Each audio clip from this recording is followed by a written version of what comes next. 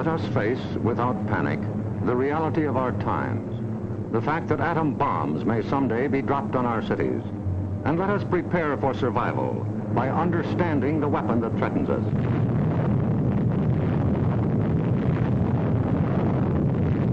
An atom bomb destroys or injures in three ways: by blast, heat, and radioactivity. The blast of an atom bomb is its most important destructive agent. In Japan, whole buildings were flattened by its force. However, many buildings of sturdy construction, even though close to the explosion, remained standing. The principal dangers of blast are flying glass and debris, the fires it may start, and the danger of being crushed in collapsing buildings. The atom bomb destroys by heat. People caught in the open as far as 2 miles away suffered flash burns. Yet, protection could have been easily achieved. Here, a bridge post and rail shielded the surface behind it. Any solid material afforded similar protection. The third weapon of the bomb is radioactivity, thrown off at the instant of explosion. However, the majority of people exposed to radiation recovered completely, including a large percentage of those who suffered serious radiation sickness. Today, they lead normal lives. They bear children. Their children are normal. These, then, are the weapons of the atom bomb that we must protect against: blast, heat, and radioactivity. Our cities are prime targets for atomic attack, but mass evacuation would be disastrous. An enemy would like nothing better than to have us leave our cities empty and unproductive. If an emergency should come, our factories will be battle stations. Production must go on if we are to win. Our offices and homes will also be posts of duty, not to be deserted. With the knowledge of the first atomic explosions to guide us, our chances for survival will be far better than those of the people of Hiroshima and Nagasaki, if we act on our knowledge and are prepared. The first job is to look over your own home for shelter possibilities. If you live in a private home that is well built, the cellar is the safest place to be. The lower you get, the more barriers there are likely to be against blast, heat, and radioactivity. Select the basement wall nearest the probable target area of your city. If the house is blown over, it will most likely fall away from this wall. If you have a workbench or strong table big enough to get under, move it into your shelter area near a wall or strong supporting column. If the time comes when you actually have to take shelter, lie under the table.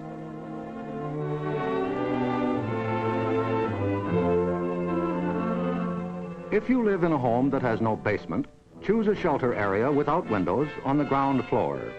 An interior hallway is probably best. In time of emergency, the shelter area should be cleared of mirrors and other objects that might cause injury. If you live in an apartment house, rules for taking shelter will be posted in your building. Learn them. Also, learn the location of public shelters in areas where you work or frequently visit. There are many things you can begin doing right now. Fireproof housekeeping is one, so clean up that attic. Keep waste in covered containers. Don't let trash pile up in the yard. Set aside a small supply of canned goods. They're safe from radioactivity. Have a good flashlight on hand. Electric lights may go out. Keep a first aid kit and learn how to stop bleeding. Make a habit of keeping a bottle of fresh water handy.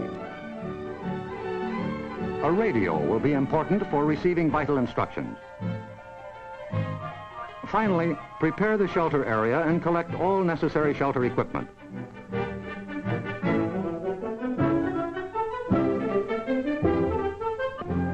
In case of an actual raid or test drill, the alert will be a warbling siren blast, lasting 3 minutes.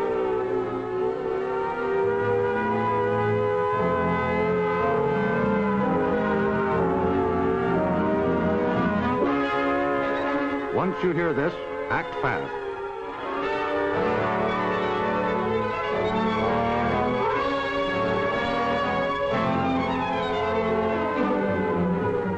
down the shades or blinds and close the drapes against flying glass. Turn off the burners of your gas or electric stove. Disconnect any heating elements, such as electric irons, hot plates, or bathroom heaters.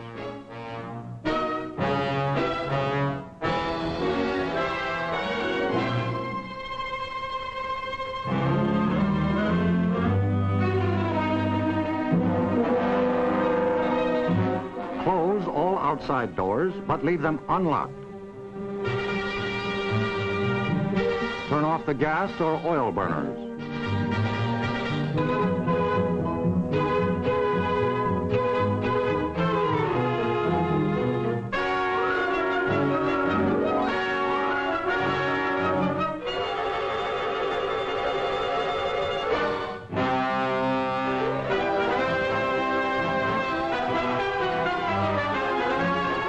Taking shelter may be a race against time, even when you have some advance warning. But possibly, there may be no time. An attack could come without warning. The sky would suddenly light up. If a doorway is right at hand, use it. If the nearest shelter is more than a couple of steps away, fall to the ground immediately. Flying glass and debris are immediate dangers, so stay where you are until you're sure it's safe to move.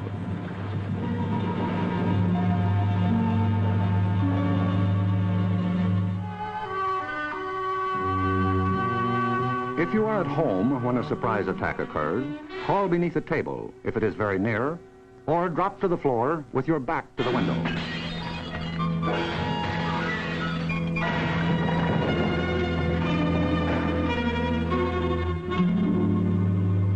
The immediate danger is over in about a minute, unless the explosion occurred near the ground or water. In this case, radioactive materials are trapped in the particles of dirt or water thrown up by the explosion. When these particles fall back to Earth, they may be dangerous. So get indoors immediately after a ground-level explosion. Cover broken windows against radioactive dust with blankets or cardboard. Civil defense radiological teams, equipped with radiation survey meters, will check on contamination in any bombed area. Stay under cover until you hear officially that it is safe outside. If you have been exposed to radioactive dust, wash the exposed areas. Pay particular attention to your hair. Get all the dirt from under your fingernails. If the people of Hiroshima and Nagasaki had known what we know about civil defense, thousands of lives would have been saved. Yes, the knowledge is ours, and preparation can mean survival for you. So act now. Someday your life may depend on it.